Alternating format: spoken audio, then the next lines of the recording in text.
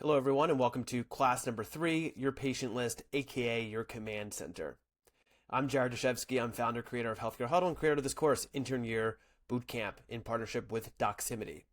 Today's class will be a fun class because we're very action oriented. I'm going to show you some tips that span from how I organize my patient list to how I fold my patient list paper. And then I'll also show you how you can use Doximity's AI platform, Doximity Ask, to orient yourself to your patients, especially under the circumstance if you get called in for sick call coverage, which will happen frequently. So to lay the foundation, your patient list will be the most sacred thing that you have in your pocket when you're in the hospital. I can't really explain to you how sacred this list is. You can only understand it when you're carrying around your patient list and you lose it, and how brokenhearted you feel, how lost you feel without that patient list. You guys will have your phones, you will have your wallets. I'm okay losing those in the hospital. What I'm not okay losing is this patient list, right? It truly is the command center. So in this class, I'm going to go through what should be on your patient list that you print out. I'm going to show you how I organize my columns. I'm going to show you how I fold my paper. I'm going to show you how I'm pre-charting to keep track of labs, which I'll also talk about in the next video, but I'll briefly explain it. And then I'll show you how, I use Doximity. So foremost, if you had to think about what you would want on your patient list with the goal of keeping things simple and having the minimal amount of information as possible on your list, right? Because honestly, the goal is to only print out one page, right? That is the goal. That by the time you're a senior resident, PGY3, PGY5, whichever program you're in, like the goal is to have one single list. As an intern, sure, you may have several pages, but the goal is really to condense it. So what would you want on your list? What I would want on my list is, patient name, of course. I would want the age, the gender. I would want to know the patient's location, right? That's important. And the way I'm thinking about this is that in an emergency situation, when I need to quickly identify the patient, who they are, what we've done for them, right? I need a patient name, I need a gender, right? 65-year-old male with, and then we have a box for like, what's the patient one-liner? Locations like where are they in the hospital? What's their code status? Right? If they're about to crash, like I need to know, are we doing chest compressions on this patient? Are we intubating the patient? That's very important. With this, some people have like family contact number, which is important. What else should we have? Sometimes people like to include vitals, right? There's a way for you to include like the latest temperature, the latest blood pressure. Sure, that's fine. I'm okay with it. What else do we have? Some people like the discharge plan. Sometimes you can input values that show how close a patient is to discharge. Have they seen PT yet? OT? Have they been evaluated by SLP? Has social work seen them? Right? That's important information. What else can we have on our list that makes it succinct? One-liner, location. Some people may want to add the medications. Right? There's a way to get a very succinct format of just like what is the medication they're taking, not what the dose is, not how frequently it is. Right? Sometimes that could be very bulky. Diet is important, right? Is this patient NPO? Sorry, NPO, are they on a heart healthy diet? Are they on a diabetic diet? Right? And again, we want things that we can easily recall by looking at the paper in a moment of like distress, right? Like, who is this patient? Okay? I think that's really it. Right? And then you could also add like a blank list / column, right? So you just have an extra column where you could add information. Okay? So this is just like what I thought of off the dome. But how I really organize my list is like this. Okay, so this is obviously a bunch of made up patients, me included. But what I have on my list is patient location, patient name, gender, code status, one-liner, and then a blank column. Okay? So I'm going to take you left to right.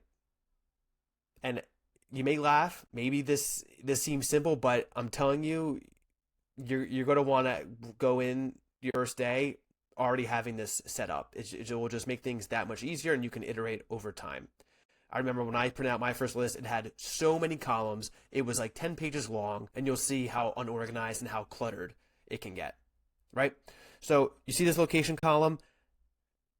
It has the location of each patient, but I organize it so it's in some sort of ascending or descending order.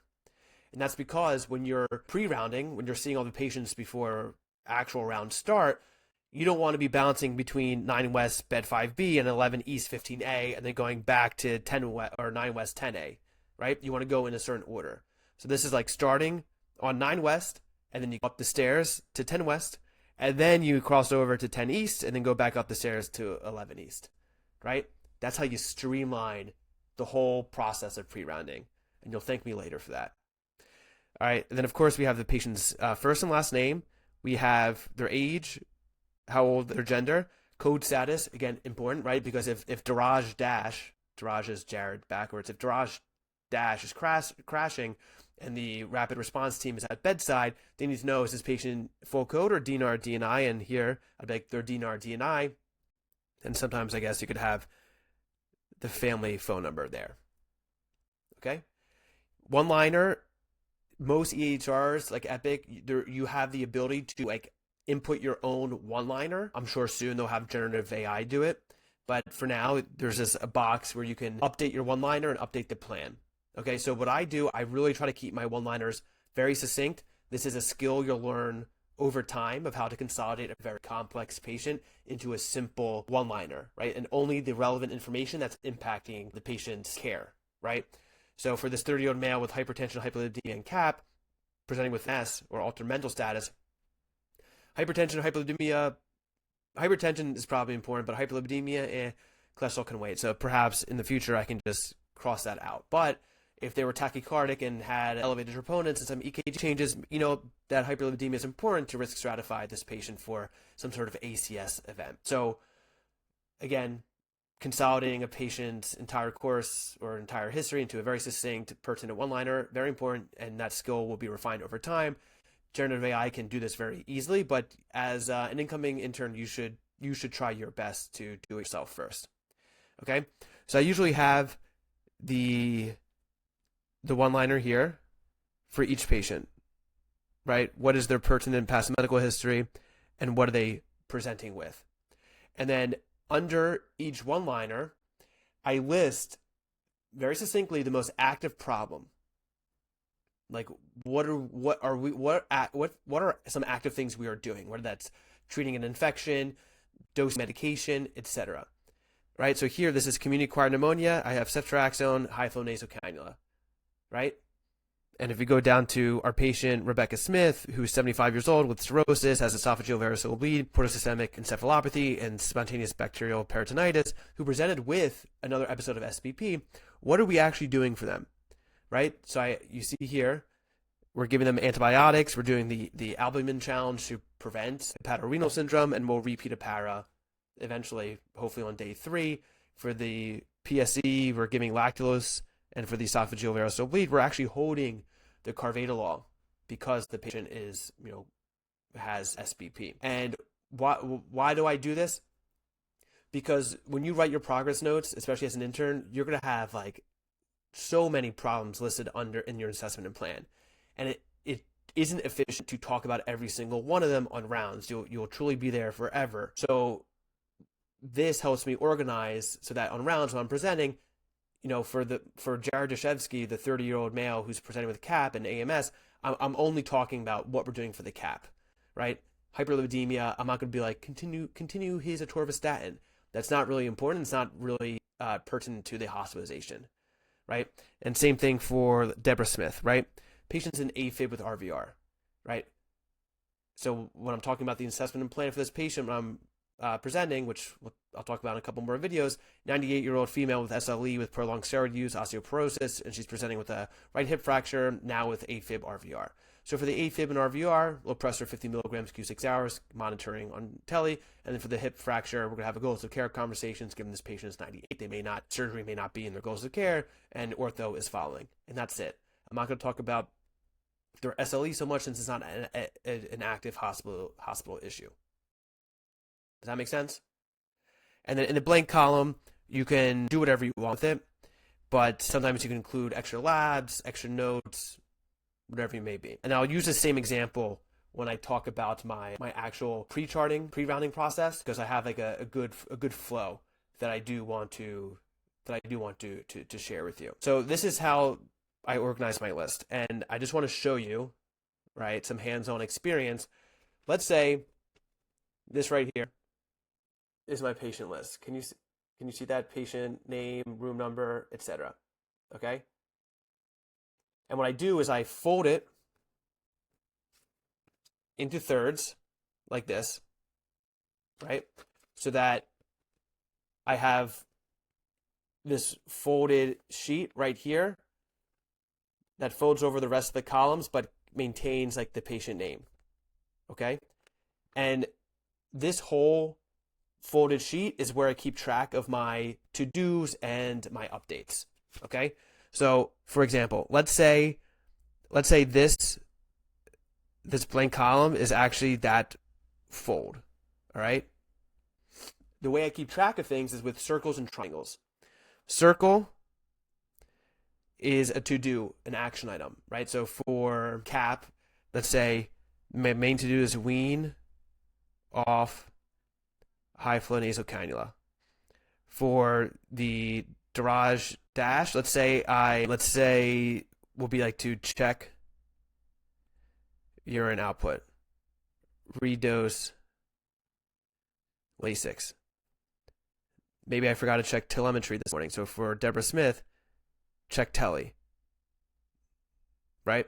And then once I complete this task, then I'll circle it in. And I know to myself that I completed it. And then for updates, I use triangles. So say our patient, Rebecca Smith with cirrhosis, let's say they were altered, right? And I do a triangle. Oh, you can't even see that. And I'll do a triangle, right? So this is AMS. And sorry, I'm not content with that.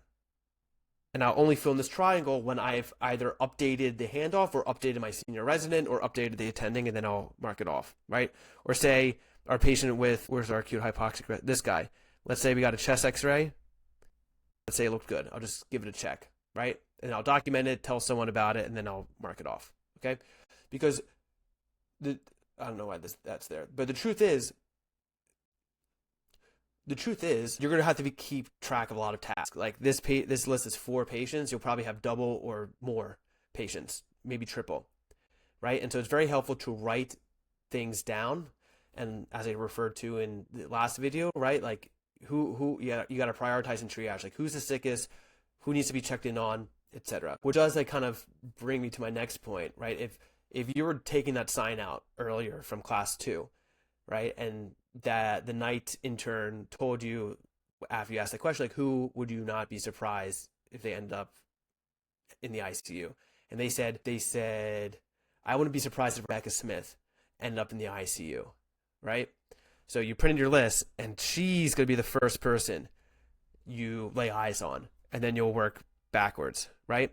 So it needs to be flexible, your how you plan your rounding process, and I'll talk more about that in a bit. But in regards to setting up that patient list, this is probably what I found the most efficient way, right? Keeping it simple, updating your one-liners, updating these plans here.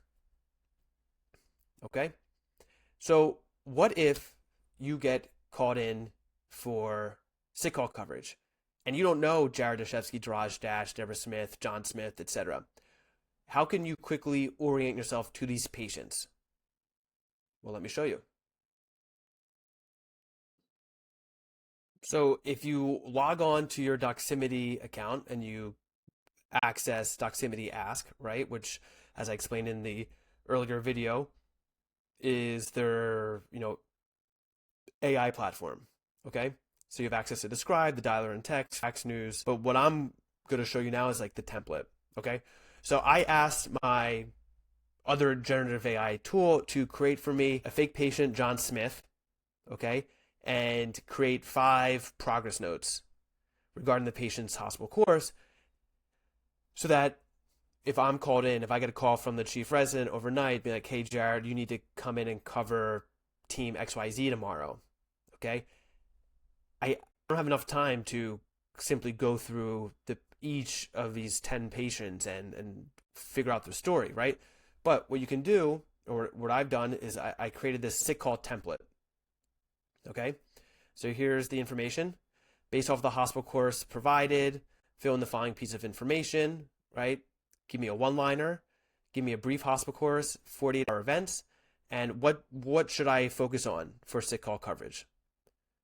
Okay, so I have this patient here, John Smith, who I'm going to essentially copy and paste this fake information to the chart. Copy and paste the information, it copies as pasted content, and here's everything my generative AI helps create, okay? And then I'm going to click Ask, and when I click Ask, the generative AI will use this prompt, this instruction, and create for me a succinct output, right? So let's say I was woken up at like 4:30 a.m. to cover, right? And now it's 5 a.m. I had my coffee, quickly going through these patients to figuring out what's going on.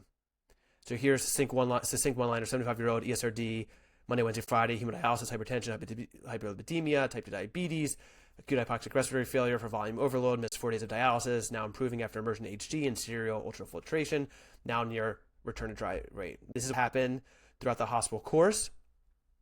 48-hour events. Well, he underwent scheduled HD on Wednesday, had additional 2.3 liters of ultrafiltration. Now is down 3.8 kilograms from admission, approaching dry weight. They're now on low flow nasal cannula, no longer on high flow nasal cannula. Maybe that's what they're on. I don't know. Maybe I just made that up. Chest X-rays improved. And then this is what I need to monitor for: respiratory status, continue weaning oxygen, escalate to urgent HG if oxygen requirement worsens. We'll follow up a BMP, and it looks like we're going to start coordinating discharge, which is great, right? So this is, you could do this with other patients, but you see how quick that was seconds. I now have a one-liner, I have a brief hospital course, 40-hour events, and top priorities for sick call.